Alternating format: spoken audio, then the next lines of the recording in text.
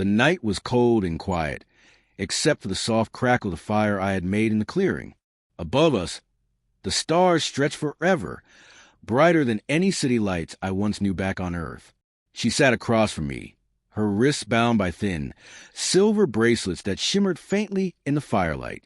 They weren't ordinary restraints.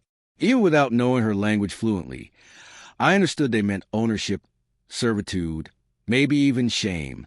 I had found her half buried in the wreckage of what used to be a transport skimmer, her once elegant clothes torn and scorched. She was trembling, exhausted, but proud enough to shove my hand away the first time I tried to help. It was only when I offered water that her eyes softened, a startling shade of violet that made me forget what I was about to say. Now, hours later, she watched me in silence as I worked at the strange metal bands on her wrists. "Hold still," I murmured. My knife sparked as it scraped against the smooth surface. The bracelets hummed faintly, some kind of energy field flickering along the edges. Almost there. Her lips moved as if she wanted to speak, but instead, she just hugged her knees closer, shivering in the night air. Finally, with one last twist of my blade, the first bracelet snapped free. It hit the ground with a metallic chime that echoed through the trees. She gasped sharply, clutching her bare wrist as though the air itself felt different against her skin. I handed her the second bracelet, so she could see what I was doing before I cut it off too. "There," I said softly, dropping the last piece of silver into the dirt. "You're free." For a moment, she only stared at her wrists, eyes wide, lips trembling. Then, to my surprise, tears filled her eyes.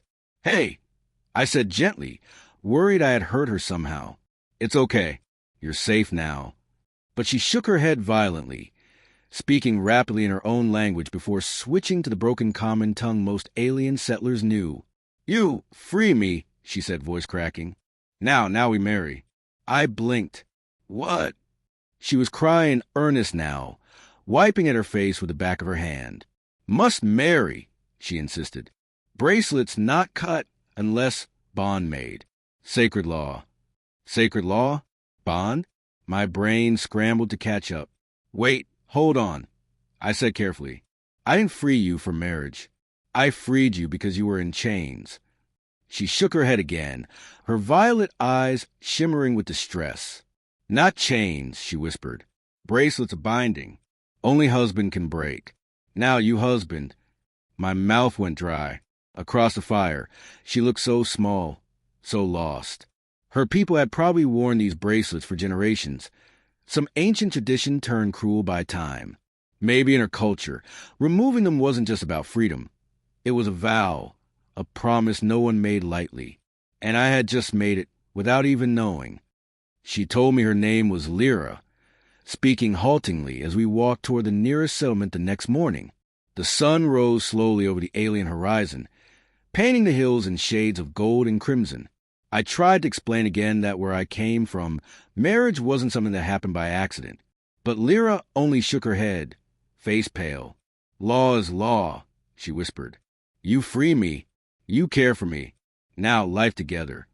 The strange thing was, she didn't look angry about it, just scared, like she was afraid I would reject her, leave her alone after everything. I couldn't blame her. The galaxy wasn't kind to women traveling alone, especially not to ones marked by those bracelets. "Look," I said finally, stopping on the trail, "I didn't mean to trap you in anything. If there's a way to undo this marriage thing, we'll find it." "Okay." She stared at me for a long moment. Then, softly, she said, "You don't want me?" The words hit harder than I expected. "It's not that," I said quickly. "I just don't want you to feel forced. Marriage should be two people choosing each other, not some accident because of old laws." Her eyes searched mine, uncertain, as though she didn't quite believe me. By the time we reached the settlement, word had already spread. The locals, a mix of traders, farmers, and wandering scavengers, looked at us with wide eyes. Whispers followed wherever we went. "Bracelet breaker," someone murmured as I passed. Lyra walked close to me, head down, clutching the thin shawl someone had lent her. An older woman approached us near the well. She looked at Lyra's bare wrists, then at me, then smiled knowingly. Blessings on your union, the woman said warmly. I opened my mouth to correct her, but Lyra stepped forward first, bowing her head. Thank you, Lyra whispered. I glanced at her, startled, but she wouldn't meet my eyes. That night, we found a room at the settlement's small inn. One bed, a cracked window looking out over the desert, the sound of wind scraping against the walls. I expected Lyra to stay on the far side of the room, maybe even sleep on the floor, but instead, she sat on the bed, hands folded tightly in her lap. You regret? She asked softly. I paused. Regret what? Freeing me, binding to me. I looked at her then. The way her shoulders trembled under the thin fabric of her dress, how she kept her eyes on the floor like she was bracing for disappointment. And for some reason, my chest ached. No, I said finally. I don't regret saving you. Slowly, she looked up.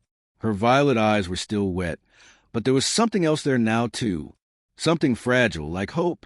In the silence that followed, I realized she had probably lost everything in that crash, her family, her home, maybe even her future. Those bracelets had been the last tie to a life she no longer had. And by breaking them, I hadn't just freed her. I had become the only thing she had left to hold on to. The next few days blurred together. We stayed in the settlement, while Lyra healed from her injuries. She began smiling more, speaking to the locals, even helping in the marketplace when she felt strong enough. But every time someone called me her husband, I didn't correct them. At first, it was because I didn't want to embarrass her. Then maybe because part of me didn't hate the way it sounded. She was kind, soft-spoken, yet strong in ways that surprised me. Once, when a drunk trader grabbed her arm in the marketplace, she didn't even flinch. She twisted his wrist until he yelped and ran. Later, when I asked where she learned that, she only smiled faintly. My mother taught me, she said, before everything. She didn't talk about before much. I didn't push. But at night, when she thought I was asleep, I sometimes heard her crying softly. On the fifth night, as we sat outside watching the twin moons rise, she finally spoke. Where you go after this? She asked.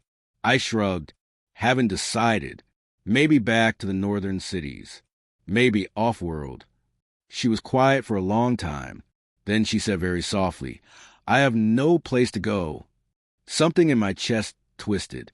I looked at her, the wind tugging at her dark hair, the moons reflected in her violet eyes, and realized I didn't want to leave her behind. Maybe it was the law. Maybe it was fate. Or maybe it was just her. Then come with me, I said. She turned, eyes wide. Come with you? Yeah, I said, smiling faintly. If you'll have me. For a moment, she just stared. Then, slowly, a shy, trembling smile spread across her face. Yes, she whispered. I stay with husband. And for the first time, the word didn't feel strange at all.